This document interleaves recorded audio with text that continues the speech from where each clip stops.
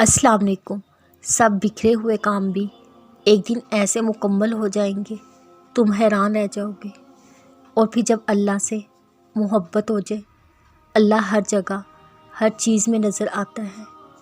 دعائیں کتنی ہی بے ترتیب کیوں نہ ہوں، لیکن چیزوں کو اپنی جگہ پر واپس لے آتی ہیں۔ اللہ کی محبت دل بدل دیتی ہے۔ دعائیں جب دلوں پر رواں ہوتی ہیں تب صدائیں عرش تک پہنچتی ہیں۔ تمہارا بھی وقت آئے گا اور دیکھنا، تب اللہ اپنے سارے معجزے تمہارے ساتھ کھڑے کر دے گا۔ بکھرنا تو لازم تھا، تم نے خدا کی دہلیز تک جو جانا تھا۔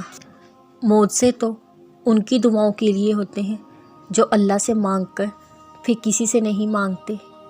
شیطان ہمیشہ تمہیں تمہارے ڈر سے ڈراتا ہے۔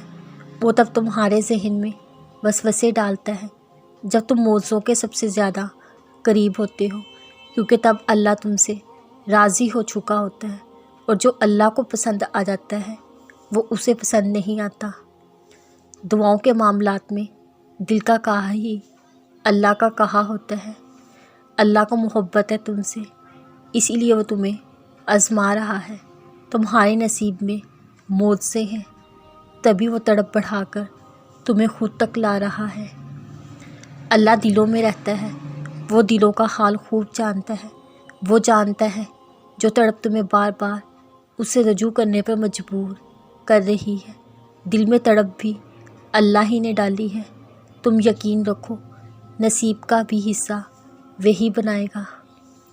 اللہ نے نصیب کے لکھے پہ دعا کو ترجیح دی ہے۔ کیا اس سے بڑھ کر اللہ کی محبت کی کوئی دلیل ہے؟ اللہ کے ہاں چاہتوں سے انکار نہیں ہوتا، بس صبر، یقین، انتظار کرنا ہوتا ہے، پھر معجزوں کا اہتمام ہوتا ہے۔ اللہ کو دل کا حال بتانے کے لیے لفظوں کی ضرورت نہیں ہوتی۔ ہمارا تو رب بند بولیوں اور آنسوؤں کی زبان جانتا ہے۔ اللہ نے دعائیں معجزوں کے لیے بنائی ہیں، ورنہ نصیب کا لکھا تو بن مانگے مل جاتا۔